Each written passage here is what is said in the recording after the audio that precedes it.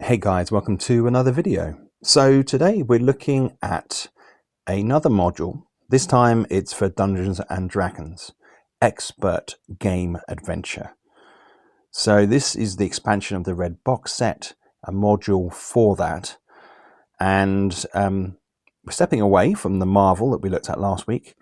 And we're going to have a look at this. Now, part of the reason why I've picked this one is because when I was a child, I had this module. I guess the art drew me to it. This one was published in 1983. So this is the original book. This is in really good condition, this one. And it's called Isle of Dread by David Cook and Tom Muldavi. And I never really read it or got into it, and I saw it fairly recently, and so I picked it up because I wanted to have a look at it and feature it on the channel. Now, it is published by TSR naturally, and it comes in 2 parts, as many of these modules did, whether they were Dungeons and Dragons or Marvel superheroes. And it's aimed at characters levels 3 to 7. So it's going to be a little bit tougher, and there is how many pages? About 30 pages, 32 pages in this booklet. This paper's a bit thicker than the other one we were looking at the other day, but it has the 2 sections, the outer sleeve, and we have some really nice content here. Taboo Island. We've got Temple here, the Temple for Taboo Island, and then we've got the Taboo Island itself. Handout here, which is really neat. I really like that. And then we've got a hex map of Taboo Island that they can. Or it's not Taboo Island. It's just a random island, I think. We'll have a look as we get into it. And then this lovely artwork you can see here. So let's have a look at this module. It's got a little bit of preface here. This harrowing ocean voyage was exhausting. The harrowing ocean voyage was exhausting enough. Now you are faced with a dark island that could well be filled with cannibals. Okay, so that's the first line. Harrowing and cannibals. We want adventure. And you can see here we've got a really nice kind of visual guide here to the different sections. Never really seen that before. And it's kind of like, so page 7, dinosaurs. But it also has a detailed contents page here, which is always good to see, and a list of tables and maps on there. Fantastic, really good. And these are detailed so that you haven't just got one word, it's got proper subheadings. The Isle of Dread is a wilderness adventure designed to help you plan your own wilderness settings and adventures. While the D&D Expert Rulebook contains most of the information you'll need to design this type of adventure, this module is another tool. It is a graphic example of what the wilderness adventure may be. So we have a package here, and gives you a little bit of base information about the type of things and stats that are involved here, and that it's designed for a party of 6 to 10 characters. Each character should be between 3rd and 6th level of experience. Okay, the party should have a total of 26 to 34 levels, 30 being best. So they've really kind of tailored it. You kind of wonder how much testing they did for these things back then, but that seems pretty specific. Then we have wandering monsters. Tables for wandering monsters are given in each major encounter section. if you have discovered that an encounter is going to take place in a specific turn, determine the exact monsters by rolling D percentage dice on the appropriate table. All right, setting up your tools. The continent map over here, and there's a key. The principles of gallantry, Ethengar Katani. You've got there the nomadic herders of horses, cattle and goats, setting up the people. The Heldan freeholds. The Heldan are a barbaric, fair-haired people who hunt, fish and raise crops on the isolated farms.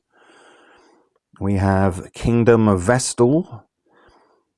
So, I mean, this is expansive. It's not just like a barren land with animals wandering around. This has peoples that have a politics and inhabit the area. We've got a Republic of Darakin. The Republic is centered around the capital, Darakin. Its wealth is based on trade from Lake Amsorak, the large inland lake.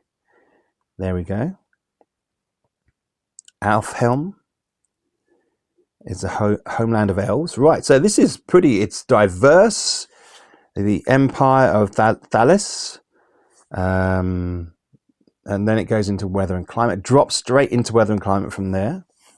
General weather patterns of this part of the continent move from west to east. Hence, much rain falls on the western edge of the Altan Tepe mountains, while little or none falls on the... So it's quite it's got a weather system. And then we've got this handout that we saw earlier with this pirate-looking figure down here. Finding scrolls. Several weeks ago, a party of adventurers was returning from a previous quest when they discovered a cache of scroll papers.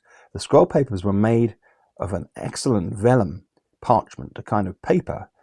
On the journey home, the adventurers were caught in a sudden rainstorm, and the entire cache was drenched. So there's a narrative going on there. If you want to drag your players into the narrative, you can use that method. Beginning the adventure, preparing to set sail. Have a merchant hire the party. Allow the characters to buy an old decrepit boat. Allow one character to inherit the boat. Let the characters borrow their money to buy a boat. So you've got a number of ways in. How do they prepare to sail? How do they get out into these seas where these monsters are? That is the question. And for example here, the characters buy an old sailing boat for 500 gold coins. A new boat would normally cost 2,000. So there's speed. You can establish speed and get them over the voyage to the isle.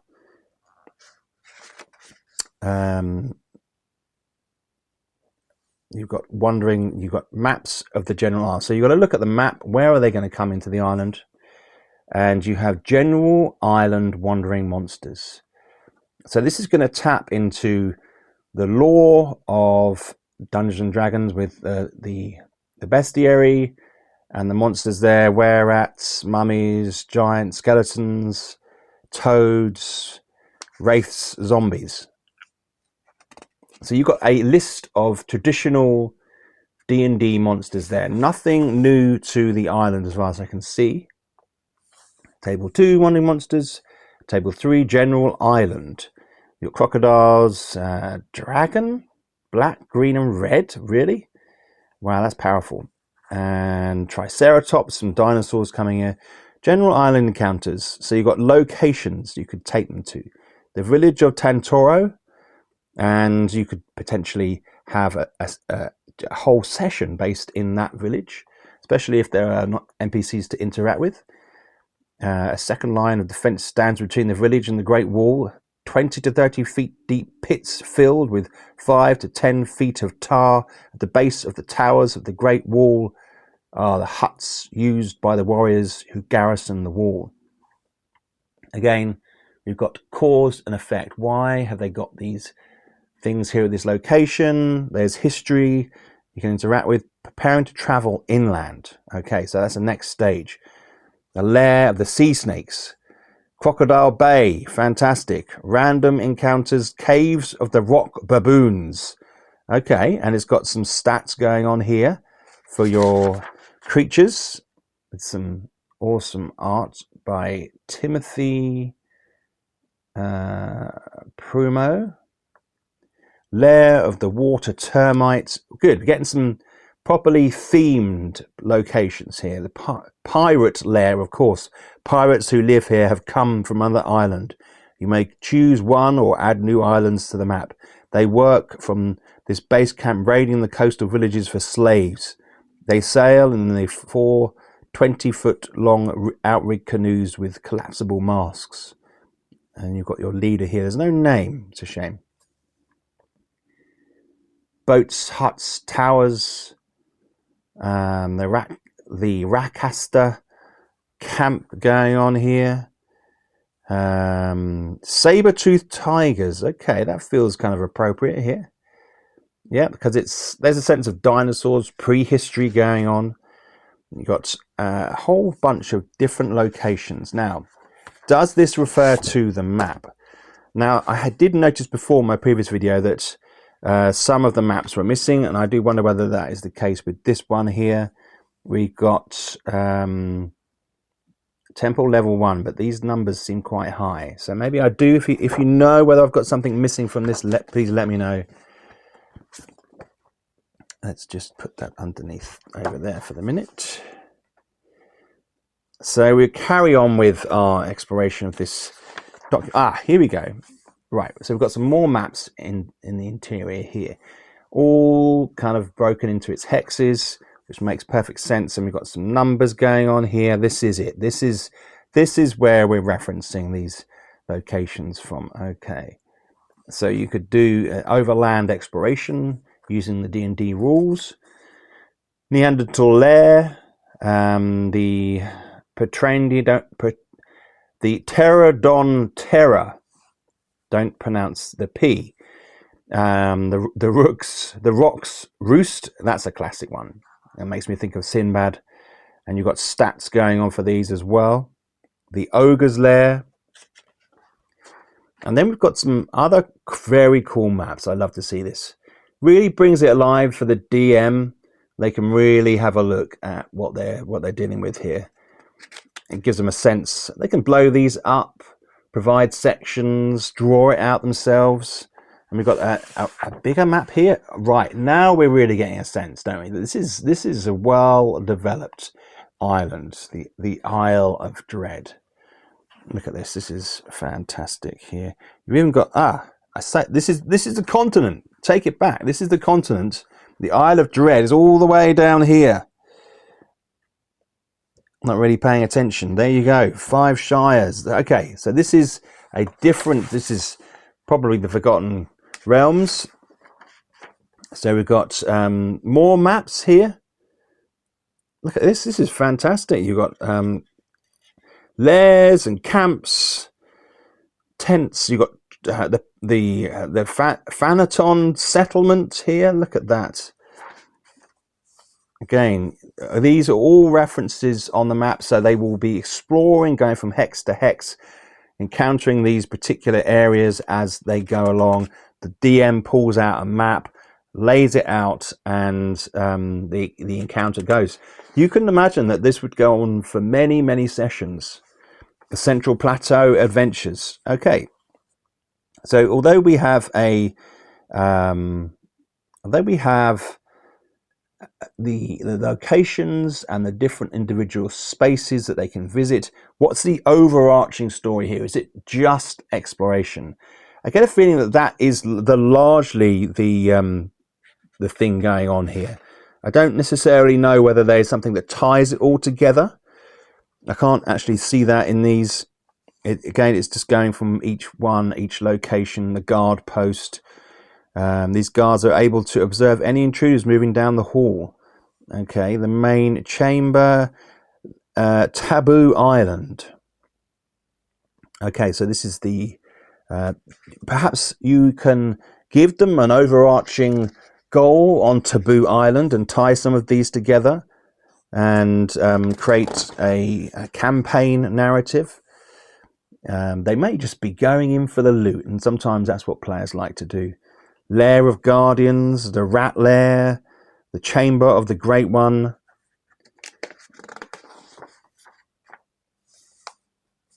You've got another, and then you move to the appendix. We're approaching to the end of the book here. Destroy the zombie master. Alternate scenarios. Since the module gives you a great deal of information about the Island of Dread, the Isle of Dread, you may wish to use these locations and descriptions again. After you have run the main adventure, some suggestions for further adventures on the Isle of Dread are listed below. Each is accompanied by a short description of how the adventure might be played out. Well, there you go. So there clearly is a main adventure, which it hasn't stood out to me. So if you want to tell me what that is, down in the comments section down below. But we have other stories, other scenarios that you could follow here and get them to particular locations. Bring them back alive. Destroy the zombie master. Like the sound of that. Map the island. The dinosaur hunt. Well, that's a good one, isn't it? Dinosaur hunt, powerful, well-equipped party might find it quite worthwhile to try and kill several dinosaurs to carry all or part of their bodies back to the mainland. Okay, good price. Exterminate the pirates. It's a pirate threat they can deal with. We've got and then we've got NPCs, characters. Gives you a little bit more information about the matriarchs and the leaders of the tribes there. And then we have a bit of a bestiary at the end. New monsters. This is what you really want to see, isn't it? This is, you've got some along the top here. We've got all sorts of strange looking creatures along the top there. Kind of natives and insects and dinosaurs and Dimetrodon and elks and allosaurs, all these types of things that you would expect to find on some prehistoric island. And there's some more in the back there. So there's probably an additional 10 creatures with stats, which is what you want to see. In a way, they've got the pictures at the top, but it kind of would have been nice to have some of the pictures next to the particular stats so that you kind of figured out which ones they are. You kind of do, and I like this banner, but I do like to see pictures of the creatures next to their own stat blocks. Really cool. So the general story, the adventure, this maybe it's the scrolls thing we were looking at earlier on the scroll papers. Excellent development. When the adventurers return to the Spectrum, the Spectrularium, they discover that none of the scrolls are magical. Still, magic users can always use good paper for spell research and writing their spell books. So the adventurers carefully spread the paper in front of a fire to dry out. Much to their surprise, the adventurers find that as the paper dried, writing appeared on several of the pages as it heated up. Secret writing on the parchment. The papers were part of the ship's log. Give the players a tear-out copy. Right, so this handout is their main story. Awesome. Pages map to chart the island, explore it. You may read the following box text, and yes, fantastic. It gives them beginning the adventure. Okay, so the papers lead them into a bit of a story and off to the island. Look at that lovely picture there. And we've got a list of who does the illustrations here. It doesn't look like art. Timothy Truman. Timothy Truman there, look. Editing Tim Kilpin. All right, so that is the adventure, the Isle of Dread. I think it looks fantastic. I think maybe we could have had with some more guidance, perhaps some plot points, lines that were clearer, maybe in a table that they could follow, clues they need to pick up as they go along. But this is not what this is about, I don't feel. This module is about just having some fun, exploring a location, the Isle of Dread, where you may well encounter one of these Tyrannosaurus Rexes. So guys, I hope you found that interesting. I'd just like to have a meander, have a little discussion about these things, and I hope you found it fun. If you did, click the thumbs up, subscribe, let me know whether you want some more of these D&D modules looked at, and I will do my best. Thanks again for watching.